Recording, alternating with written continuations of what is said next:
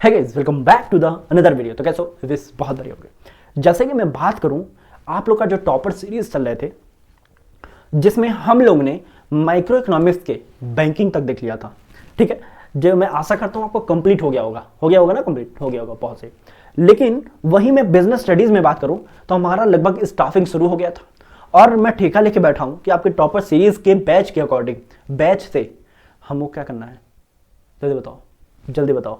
सारे सब्जेक्ट के कोर्स एक बार अच्छे से कंप्लीट करना है। मैराथन आपके लिए लाऊंगा और आपको टॉप करने पे मजबूर कर दूंगा। याद रखो, मजबूर हो जाओगे आपको टॉप करने से। लेकिन करना क्या है, रुको, करना क्या है, बस पढ़ाई और हमारे वीडियो को, लेक्चर को देखना है, शॉर्ट नोट्स बनाने हैं, उसके बाद मेरे पर छोड़ देना, ठीक है। शॉर्ट नोट्स बना के ऐसा नहीं कि पेटी पैक करके रख देना, जी नहीं, उसको रिवीजन करते रहना है, ठीक है। उसके बाद इतना ज़्यादा बेनिफिट होगा कि आप संभाल भी नहीं पाओगे अपने आप को, क्या खुशी मिलेगी आपको, ठीक है। तो चलो स्टार्ट करते हैं। ज़्यादा बकवास नहीं करेंगे, ज़्यादा फालतू बात नहीं करेंगे। आज हम स्टार्ट करने वाले हैं बिजनेस स्टडीज़ के आगे पोर्शन।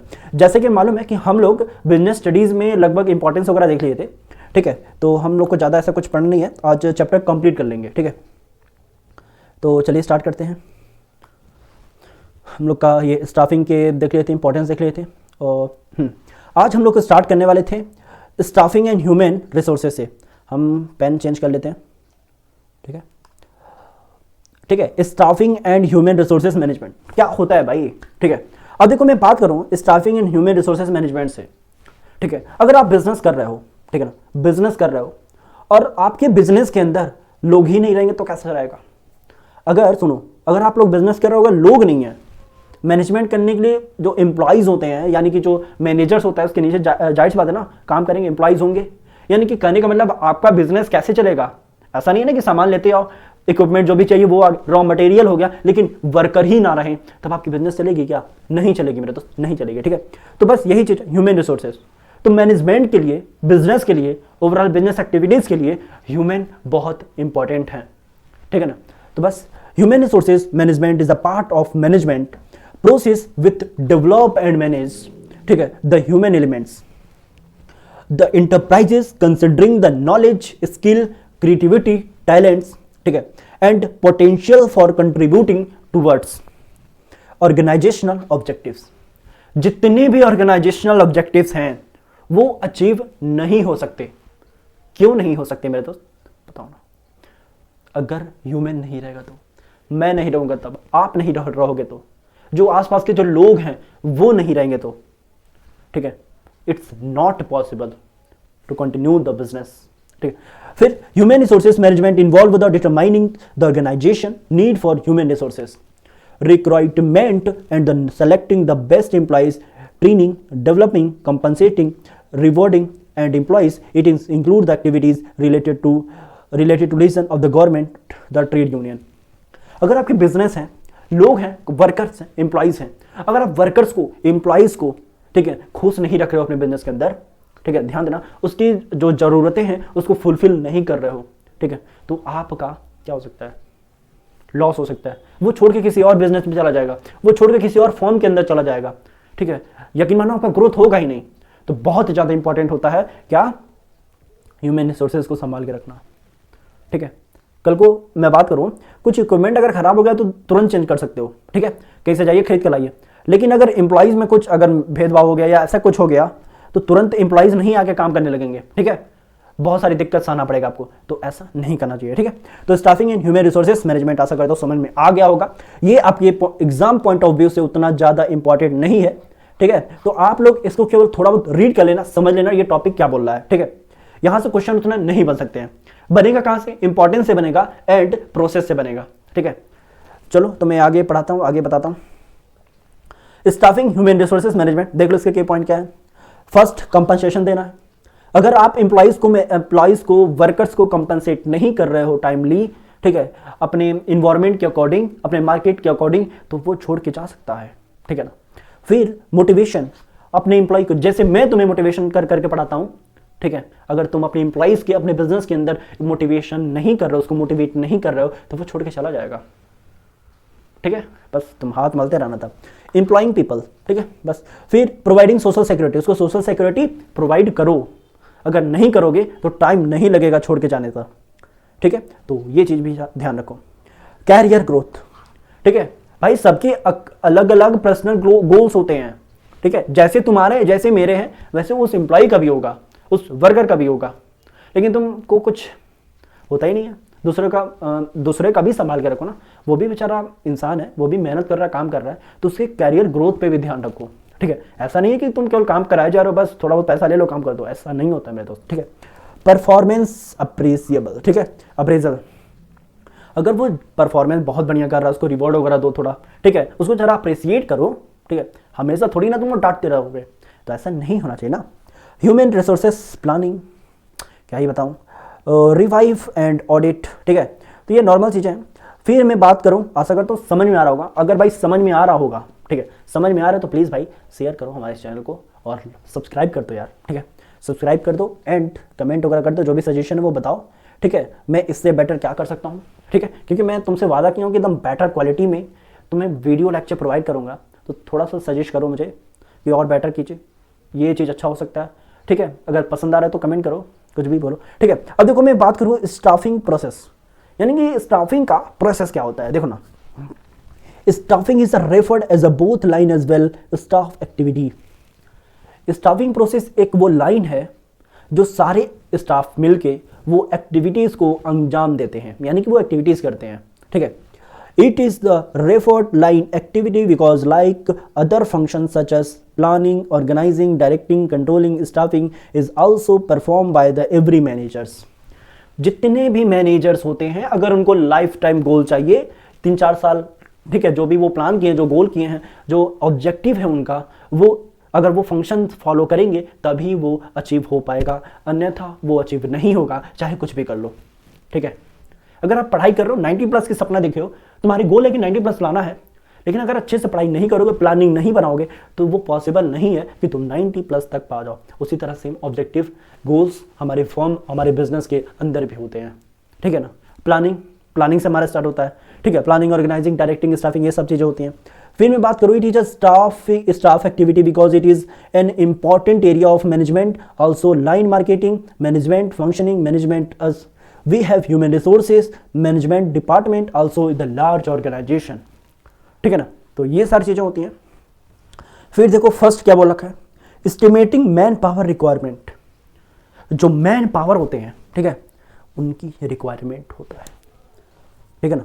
जैसे कि staffing process begins with the estimation of manpower requirement, which is the means finding out the number and the part of the employees need by the organization in near future. Manpower requirement is not only the find out the number of people need out the also the type of people, ठीक है। तो ये normal चीज़ें होती हैं। तो जाहिर सी बात है, मैन पावर यानी कि पीपल्स, आदमी, वर्कर सब चाहिए ही चाहिए हमारे बिजनेस के अंदर, तभी एकदम अच्छे लेवल पे आपके बिजनेस ग्रोथ करेगा, ठीक है ना। तो ये चीज़ें होती हैं। फिर मैं आगे बढ़ते चलूँ, और मैन पावर से मुझे याद आया ये टॉपिक, देखो, जिसमें हमारा होता है वर्कलोड एनालिसिस, ठीक है। जो हमारा वर्कलोड है उसको एनालिसिस करो, वर्क फोर्स एनालिसिस, ठीक है। फिर comparing both to find out requirement, ठीक है। हमारे बिजनेस के अंदर किस किस चीज़ों का रिक्वायरमेंट है, उन सारी चीज़ों पे हम बात करते हैं इस टॉपिक में, ठीक है। तो देखो वर्कलोड एनालिसिस, यहाँ मैं थोड़ा सा बड़ा कर लेता हूँ उसको, ठीक है, शायद आपको दिख नहीं रहा होगा, ठीक है, क्योंकि भाई बहुत ज़्यादा तुम लोग परेशानी होते हो और मुझे अच्छा नहीं लगता, ये बड़ा क्यों नहीं हो रहा है। चलो हो रहा है, बड़ा हो रहा है, ठीक है, बहुत ज़्यादा बड़ा हो गया, ठीक है। वर्कलोड, हम चलो तुम्हारे लिए पेन भी मैं चेंज कर लेता हूँ भाई, ठीक है। Workload analysis, the required the finding number and the type of employees required to perform the various job design in organisational structure, ठीक है। यानी कि जो ऑर्गेनाइजेशनल स्ट्रक्चर जो जॉब के लिए डिजाइन की गई है, ठीक है, जो भी हमारे एम्प्लॉइज होते हैं, जो भी number of types of employees होते हैं, फाइंडिंग करना, परफॉर्मेंस करना, ठीक है, तो वो सारी चीज़ें होती हैं। फिर मैं बात करूँ परफॉर्मेंस एनालिसिस की, ठीक है। तो it means the analysing the existing the force और the employees the already occupying the job position and many of them overhead and the overburden, ठीक है। जो भी एम्प्लॉइज है, जो भी वर्कर है, जो काम कर रहे हैं, कंटिन्यू कर रहे हैं, उसको क्या करना, एनालिसिस करना, ठीक है। वो अच्छे से कर रहे हैं कि नहीं, ज़्यादा उनके ऊपर वर्कलोड भी नहीं है, नहीं डालना हमको, ठीक है। तो वो सारी चीज़ें। कंपैरिजन करना after the doing the workload analysis and the workforce analysis, ठीक है। जब हमारा वर्कलोड यानी कि जो वर्कलोड एनालिसिस हो जाएगा एंड वर्कफोर्स एनालिसिस जब हो जाएगा, उसके बाद ही हम कंपैरिजन कर सकते हैं, ठीक है। The manager comparisons both the exercise of workload over the workforce over workload indicated the overstaffing and you need the remove the transfer some employees of elsewhere, ठीक है। इन सारी चीजों का मैं कंपेयर करूंगा, किसका, वर्कलोड का, वर्कफोर्स का एनालिसिस का, ठीक है। कंपेयर करूंगा तो जो एम्प्लॉय बहुत ज्यादा सटीक होगा या कुछ एम्प्लॉय में थोड़ी बहुत ऊंच नीच होगी या कुछ कोई ऐसा एम्प्लॉय है जो अच्छे से काम नहीं कर रहा है, ठीक है, जिसकी परफॉर्मेंस अच्छी नहीं होगी, हम उसको क्या करेंगे, इलिमिनेट कर सकते हैं या ट्रेनिंग दे सकते हैं, ठीक है, उसको और अच्छे से समझा सकते हैं, सजेशन दे सकते हैं। तो ये सारी चीज़ें होती हैं। ऐसा नहीं कि कोई काम गंदा कर दिया, खराब कर दिया, थोड़ा बहुत हो गया तो उसको भगा ही देंगे, ऐसा नहीं करते हैं भाई, ठीक है। तो ये चीज़ें होती हैं। अगर ऐसा करते तो तुम्हारे पापा तुमको कब का भगा दिए होते, तो ऐसा भी नहीं करते हैं, ठीक है ना। अच्छा, क्यों भगा दिए होते बताओ ना, क्योंकि बहुत सारे ऐसे भी काम होंगे जो तुम अपने फादर से, मम्मी से मार खाए होगे, ठीक है। तो ऐसा नहीं होता है किसी भी कंपनी में, किसी भी घरों में नहीं किया जाता है। अब देखो, मैं रिक्रूटमेंट की बात करूँ तो क्या होता है रिक्रूटमेंट भाई। It refers to the process of inducing the people to apply for the job in the organization. After the assigning the number and the type of employees required, the manager tries that more and more people should apply for the job. Organization can get more choice to select better candidates. ठीक है, recruitment का मतलब ये होता है कि कोई भी कंपनी किसी भी संस्था से, किसी कॉलेज से, ठीक है, किसी मतलब कहीं से वो क्या करती है भाई, जॉब देती है यार, रिक्रूटमेंट करती है अपने बिजनेस के अंदर, ठीक है, क्या करती है, लोगों को रखती है। तो यानी कि अगर जो जॉब के लिए बहुत सारे बंदे, बहुत सारे वर्कर एम्प्लॉय जॉब के लिए अप्लाई करते हैं, ठीक है, लेकिन मान लो किसी भी बिजनेस में 10 एम्प्लॉय की ही नीड है, ठीक है, लेकिन उसमें क्या आ जाएंगे 10,000 या 1,000, 2,000, 3,000, 4,000 क्या आ जाएंगे, अप्लाई करने वाले आ जाएंगे, अप्लाई करेंगे। लेकिन जो जॉब के लिए सूटेबल होगा, जिसके पास जॉब के अकॉर्डिंग नॉलेज होगी, स्किल्स होगी, ट्रेनिंग होगा, ठीक है, जो एजुकेटेड होगा, उन्हीं को ऑर्गेनाइजेशन क्या होगी, रखेगी, ठीक है, अन्यथा रिजेक्ट कर देगी, ठीक है। तो ये सब तो नॉर्मल होगा, नॉर्मल टॉपिक है, मालूम है आपको, ठीक है, बचपन से पढ़ते आ रहे हो और इन्वायरमेंट के सिचुएशन को देखते आ रहे हो, ठीक है। तो ये सब चीज़ें होती हैं।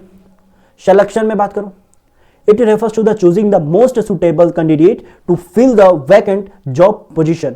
The selection is done through the process which involve the test, interview etcetera, ठीक है। सिलेक्शन भी करती है, कैसे, ठीक है, वो प्रोसेस अपनाती है, कैसे, इन्वॉल्व टेस्ट रख देगी, जो पास होगा वो आएगा ऑर्गेनाइजेशन में, फिर इंटरव्यू कंडक्ट करेगी, जो इंटरव्यू क्लियर कर लेगा वो जॉब उसकी पक्की हो जाएगी, ठीक है। तो ऐसे भी होता है।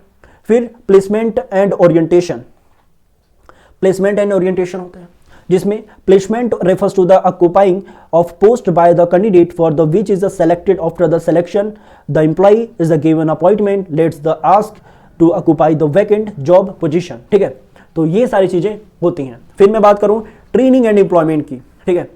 अब मैं बात करूं to improve the competence of the employed and the motivate from it is necessary to provide the training and development. हमने अभी बात किया, ठीक है, कोई भी एम्प्लॉय उसको ट्रेनिंग दो, उसको डेवलपमेंट कराओ, उसको ग्रोथ कराओ, ठीक है, तब जाके आपके बिजनेस में आपको ग्रोथ मिलेगा, ठीक है, चीजें वो एकदम अच्छे से कंटिन्यू स्मूथली चलेगा, ठीक है, नहीं तो नहीं होगा भाई, समझ रहे हो। तो ये चीजें होती हैं। Opportunities for the employees so that they can reach to top and keep the improving their skills, ठीक है। तो ये चीजें होती हैं, ट्रेनिंग एंड एम्प्लॉयमेंट देना पड़ेगा आपको। तो आशा करता हूँ ये सारी चीजें समझ में आई होंगी। मैं इसको रिवीजन, ठीक है, एक बार रिवाइज कर लेना, ठीक है, रिवाइज कर लेना। फर्स्ट हमने सेकंड देखा, रिक्रूटमेंट होता है, सिलेक्शन होता है, ट्रेनिंग एंड डेवलपमेंट होता है, प्लेसमेंट एंड ओरिएंटेशन होता है, ठीक है। फिर मैं आगे पढ़ूँ, ठीक है, आगे हमारा क्या होता है, परफॉर्मेंस अप्रिशिएबल, ये तो उसी का पार्ट है ट्रेनिंग एंड डेवलपमेंट में, ठीक है। परफॉर्मेंस अप्रिशिएबल हो गया, प्रमोशन एंड कैरियर प्लानिंग हो गया, कंपनसेशन हो गया, ठीक है, उसको कंपनसेशन दो, ठीक है। परफॉर्मेंस अप्रिशिएबल में बोलूं, after taking the training and performance to the job sometime there the need that is employees performance must be evaluated. उसको इवोल्यूटेड करो भाई, ठीक है, वो कैसा काम कर रहा है, कैसा नहीं कर रहा है, उसको चेक करो, उसको इवोल्यूट करो। जैसे कि तुम जो PYQ लिखते हो, ठीक है, या जो सॉल्व करते हो उसको खुद से चेक करो, ठीक है, क्या सही है क्या गलत है, कितना अपने आप को मार्क्स दो। उसी तरह हम परफॉर्मेंस को भी तो देखेंगे ना, हमारी परफॉर्मेंस क्या, उसी तरह ऑर्गेनाइजेशन के परफॉर्मेंस को भी दिखते हैं, ठीक है ना। तो ये चीज होता है। प्रमोशन एंड कैरियर प्लानिंग, उसको प्रमोट करो, आगे बढ़ाओ, ठीक है, उसको करियर प्लानिंग करवाओ उससे। तो ये सब चीजें होती हैं। Promotion refers to the being the place that they hire the job position with more play, job satisfaction, need, responsibility, ठीक है। तो ये सारी चीजें होती हैं। कंपनसेशन, उसको बढ़िया से कंपनसेशन दो मार्केट के अकॉर्डिंग, जो मार्केट में चल रही है वही ना दोगे। अगर मार्केट में पर डे का 1200-1500 रुपये चल रहा है तो तुम उसको 500 रुपये दोगे क्या? नहीं ना। 800 रुपये दोगे उसको? नहीं भाई, भाग जाएगा, 2 दिन भी नहीं टिकेगा मेरे पास। हाँ, आजकल ऐसे भी हो रहा है, ठीक है, बहुत तेजी से भागते हैं लोग, तो worker employees. It refers to the price of the job. It include pay, reward and the other incentive given to employees. It include the direct as well as the indirect payments such as wages, salary, etc. ठीक है, मैं एक एक करके reading कर रहा हूँ, ठीक है। तो ऐसा कोई समझाने वाला, जो समझाने वाला होता है मैं समझा देता हूँ, जो समझाने वाला नहीं हो रहा है, ठीक है, जो समझाने के मतलब समझाना ज़्यादा ज़रूरी नहीं है वो मैं छोड़ देता हूँ तुम्हारे लिए, ठीक है, क्योंकि तुम बच्चे नहीं हो, पढ़ लोगे आ जाएगा। Direct financial payment are two be types. जो डायरेक्ट फाइनेंशियल पेमेंट्स होते हैं वो 2 टाइप्स के होते हैं, एक होता है टाइम बेस्ड पे और एक होता है परफॉर्मेंस बेस्ड पे, जो तुम ऑलरेडी जानते होगे, ठीक है। देखो, plan means the salary wages are paid on the daily, weekly और मंथली बेसिस, ठीक है। जो टाइम बेस्ड होता है वो किस पे होता है? हम जब सैलरी या वेजेस पेड करते हैं, वीकली पे करते हैं, डेली बेसिस पे करते हैं या मंथली करते हैं। लेकिन वही परफॉर्मेंस पे होता है तो मैं क्या under the method the planning is made off to the employees on the basis of number of piece the unit produced by the employees। कितने यूनिट, ठीक है, प्रोड्यूस किया एम्प्लॉय ने, ठीक है, मैं उसको उस पर रखा हूँ। जैसे कि एक एम्प्लॉइज है, ठीक है, उस एम्प्लॉय को मिला था 10, ठीक है, या मान लो 100 यूनिट प्रोडक्शन उसको करना था, ठीक है, और उसको रख फिक्स कर दिया गया था कि भैया तुम 100 यूनिट प्रोडक्शन करो, आपकी 10,000 रुपये बनेगी। 200 यूनिट्स करोगे तो आपको 20,000 मिलेंगे, ठीक है, तो उसके हिसाब से उसको पैसा मिलेगा, नॉर्मल, ठीक है। तो ये सारी चीज़ें होती हैं, तो आशा करता हूँ समझ में आ रहा होगा, ठीक है। फिर मैं बात करूँ स्टाफिंग का प्रोसेस हो ही गया, जिसमें रिक्रूटमेंट हमने देख लिया, सिलेक्शन देख लिया, एस्टिमेशन मैन पावर रिक्वायरमेंट देख लिया, ट्रेनिंग एंड एम्प्लॉयमेंट भी देख लिया, एंड एक्सेप्टेंस ओरिएंटेशन नहीं सॉरी प्लेसमेंट ओरिएंटेशन भी देख लिया, ठीक है। तो आशा करता हूँ आप लोग को समझ में आ रहा होगा। फिर हम आगे बढ़े, हमारे सोर्सेस क्या होते हैं रिक्रूटमेंट का, ठीक है। तो हमारे जो सोर्सेस होते हैं, एक तो होता है इंटरनल सोर्सेस और एक होता है एक्सटर्नल सोर्सेस, ठीक है। तो हम पढ़ते हैं इंटरनल की बातें करेंगे पहले, ठीक है, इंटरनल हो गया, एक्सटर्नल हो गया। अब देखो इंटरनल सोर्सेस में क्या है, under internal sources of the recruitment the vacant job position are filled by inducing existing employees of the organization. The vacant job, the position are filled by the using existing the employees only and the outsider and permitted the internal sources, ठीक है। जैसे कि it is a economical होता है, यानी कि ये जो पॉपुलर होता है। देखो इंटरनल सोर्सेज मतलब ये होता है कि नॉर्मली जो हमारे बिजनेस के अंदर नॉर्मल जो लोग अभी प्रेजेंट टाइम में काम कर रहे हैं वो लोग सजेशन देते हैं कि हमारे कोई रिश्तेदार है, हमारा फ्रेंड है या हमारा कोई ऐसा है जो जॉब करना चाहता है, उसको वो अप्लाई करवाते हैं, ठीक है, उसको जॉब वो दिलवाते हैं, ठीक है। और वही एक्सटर्नल होता है जो ऑर्गेनाइजेशन से मतलब ही नहीं होता है, ऑर्गेनाइजेशन आउटसाइड से हमारे क्या होता है रिक्रूटमेंट कराते हैं लोग। जैसे कि मैं बात करूँ फर्स्ट में पहले बात कर लूँ इंटरनल की। Internal sources of recruitment is very popular and the common because of the advantages, ठीक है, यानी कि बहुत कॉमन है, बहुत पॉपुलर है इस समय इंटरनल पे। ये मोटिवेट्स द एग्जिस्टिंग एम्प्लॉइज, ठीक है, ये चीज हो जाएगा। एक तो इकोनॉमिकल होता ही है, फिर less amount spend is the tries is the employees, ठीक है, बहुत कम अमाउंट में हो जाता है, ठीक है। फिर मैं बात करूँ फोर्थ पॉइंट में, employees are already familiar with the rules and the regulation of the organisation so less chance to turnover, ठीक है। फिर 5 में बात करूँ improve performance of employees to promotion employees show better performance, ठीक है। हाँ, ये भी होता है इंटरनल में प्रमोशन भी हो सकता है, ठीक है, यानी कि जो प्रेजेंट टाइम में मान लो हमने बताया था एक समय में हमारे जो लेवल होता है वो 3 लेवल होते हैं, 3 लेवल, जिसमें हमारा फर्स्ट टॉप लेवल होता है, मिडिल लेवल होता है और लोअर लेवल होता है। तो जो लोअर लेवल है उसको प्रमोट करके मिडिल लेवल तक पहुंचा दिया जाता है, ठीक है। तो वो क्या होगा, मोटिवेट होगा और उसकी सैलरी बढ़ जाएगी, ठीक है, तो थोड़ा सा उसको और बेटर लगेगा, बहुत अच्छे से वो काम करेगा, ठीक है। तो ऐसा भी होता है। Through the transfer of employees to training and also in perform the job rotation भी हो गया। Throughout the transfer of surplus employees can be shifted to other department, ठीक है, तो ये भी चीज़ हो जाएगा, ठीक है। हम अदर डिपार्टमेंट में हम उसको क्या कर सकते हैं, शिफ्ट कर सकते हैं, ठीक है, तो ये नॉर्मल चीज़ है। The drawbacks to demerits of internal recruitment, ठीक है, इसके ड्रॉबैक्स भी होते हैं, इसके डिमेरिट्स होते हैं, ठीक है, इंटरनल रिक्रूटमेंट का। फर्स्ट क्या होता है, no fresh new ideas will be come in the, कोई ऐसा फ्रेश व्यक्ति नहीं होता है, ठीक है, उसके पास कोई न्यू आइडियाज नहीं होंगे भाई, तो ये बहुत तकलीफ है। फिर there will be the limited choice, बहुत कम चॉइस होते हैं, ठीक है ना।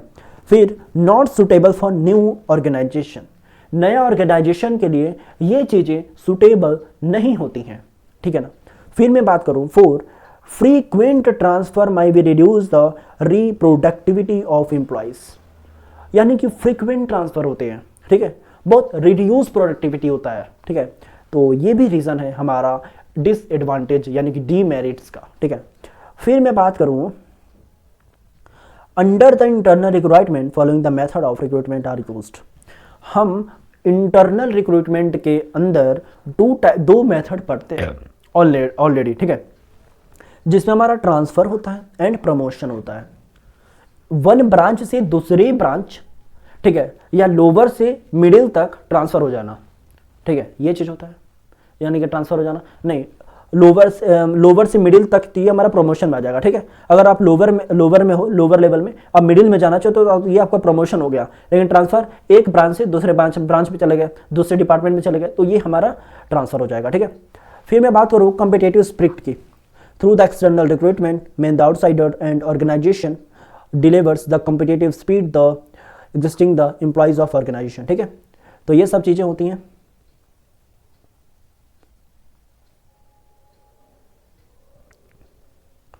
मैं आगे बढ़ूँ, external sources common method of external हो जाएगा।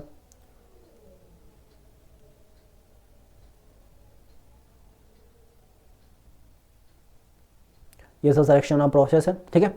तो हम आगे बढ़े। अब देखो external recruitment is outside the organization, ठीक है। जो हमारा एक्सटर्नल रिक्रूटमेंट होता है वो आउटसाइड से, हमने पहले ही बता दिया था, ठीक है। आउटसाइड से वो क्या करता है, ज्वाइन कराता है organization, develop the competitive and spread the existing employees and organization, ठीक है। तो इसके डीमेरिट्स इसके भी होते हैं। फर्स्ट क्या होता है, the moral of existing employees goes down और द फॉल्स, ठीक है। जो उनकी जो मोरल वगैरह होती है वो ऑलरेडी फॉल्स हो जाती है। The new employees my will not adjust the rules and regulation, जो नया व्यक्ति आएगा वो आपके रूल्स एंड रेगुलेशन में क्या होगा, धीरे धीरे टाइम लगेगा उसको, ठीक है, समझने में। तो ऐसा भी होता है। फिर of the organization which means more chance to turn over, ठीक है। तो ये सारी चीज़ें होती हैं। फिर सी में expensive as to invite the outsider to apply for the job, companies have to bear heavy burden of advertising, ठीक है। तो ऐसा भी होता है। फिर D lengthy process external recruitment takes long the time, ठीक है। तो ये हो जाएगा। फिर मैं बात करूँ common method of external sources of recruitment, तो हो जाएगा डायरेक्ट रिक्रूटमेंट, कैजुअल सेलर हो जाएगा, 3 एडवर्टाइजिंग हो जाएगा, एम्प्लॉइज एक्सचेंज हो जाएगा, placement agencies and management consultant हो जाएंगे, कैंपस रिक्रूटमेंट हो जाएगा, कमेडिटेशन फ्रॉम द प्रेजेंट एम्प्लॉइज हो जाएंगे, लेबर कॉन्ट्रैक्टर्स हो जाएंगे, ठीक है, एडवर्टाइजिंग और टेलीविजन हो जाएगा, वेब पब्लिशिंग हो जाएंगे। यानी कि इतने टाइप्स हैं हमारे एक्सटर्नल सोर्सेस के, ठीक है। हम एक्सटर्नल के जरिए रिक्रूटमेंट कर सकते हैं, ठीक है। तो ये डायरेक्ट रिक्रूटमेंट कर लो भैया किसी को, कैजुअल स्कॉलर्स के अकॉर्डिंग, ठीक है, एडवर्टाइजमेंट करा लो, तो ये सारी चीज़ें होती हैं। तो ये थोड़ा बहुत आप लोग रीड कर लेना, ठीक है। हाँ, ये इंपॉर्टेंट भी है भाई, थोड़ा बहुत आप देख लीजिएगा। तो ये नॉर्मल चीज़ें। फिर मैं बात करूँ, एक हमारा होता है प्रीलिमिनरी स्क्रीनिंग करना, एक होता है सिलेक्शन टेस्ट करना, ठीक है। तो 2 तरीके के आपके स्क्रीनिंग या आप रिक्रूटमेंट कर सकते हो। जैसे कि मैं फर्स्ट बात करूँ, ये इंटेलिजेंस यानी कि the common types of test conduct by the organization, यानी कि हमारी जो ऑर्गेनाइजेशन होती है वो 2 तरीके के टेस्ट क्या कर सकती है, कंडक्ट कर सकती है मेरे भाई, करती है मतलब। तो फर्स्ट होता है इंटेलिजेंस टेस्ट, ठीक है। The kind of psychological test is used to measure the level of intelligence quotient, ठीक है, IQ of the individual. It is the indicator of judging a person ability to take decision and the judgment, ठीक है। तो ये चीज़ें होती हैं। फिर aptitude test, the test of conducting to find out the potential of the learning new job in the candidate, how quickly the candidate can learn new skill and the new method. The test help to know how the conductor will be performing the future, ठीक है। तो कैसे वो conduct कर सकता है, कैसे वो फ्यूचर में बहुत बढ़िया कर सकता है, ठीक है। वो पर्सन के बारे में, उस एम्प्लॉइज, उस स्टूडेंट के बारे में कंपनी जानना चाहती है कि इसका लेवल कैसा है सामने वाले का, ठीक है। तो ये चीज़ें होती हैं। फिर मैं बात करूँ पर्सनल टेस्ट का, ठीक है। Personal test is the conduct the finding out the human behaviour of the indicates this is the rules, ठीक है, रिलेट द इंटेलिजेंस, ठीक है, intelligence aptitude and interest of the candidate. The psychological test help in the finding outside the approach of the candidate which the candidate is having positive. ठीक है, positive और negative approach, यानी कि जो candidates है उसके पॉजिटिव उसके negative approach क्या क्या है उसके बारे में बात करती है. And how much initiative the will we taking while performing the job. The motivation level of the candidate is also tested through the psychological test. ठीक है, तो ये चीज होती है. फिर मैं बोलूं ट्रेड टेस्ट, ये क्या होता है? The test is conducted the check the existing skill of individual. ठीक है, उस बंदे के पास, उस स्टूडेंट के पास क्या किस तरीके के स्किल्स हैं. ठीक है, help to find the level of knowledge to proficiency in the area of profession and technical training. ठीक है, उसको टेक्निकल ट्रेनिंग दिया जाता है, उसको प्रोफेशन के एरिया में मतलब देखा जाता है उसकी नॉलेज वगैरह क्या है. ठीक है, तो ये नॉर्मल चीजें हैं. फिर मैं बात करूं इंटरेस्ट टेस्ट की, उसकी इंटरेस्टेड क्या है, यानी कि conducting to find out the types of job in which the candidate has more interest as well as people have the fluctuation of the some job in the other. ठीक है, तो ये चीज़ होती हैं. फिर मैं बात करूं एम्प्लॉइज इंटरव्यू करा, एम्प्लॉइज इंटरव्यू हो गया, ये चीज़ें. Checking reference and background. ठीक है, उसके बैकग्राउंड चेक करना, उसके रेफरेंसेस चेक करने. फिर मेडिकल एग्जामिनेशन करना, सिलेक्शन डिसीजन.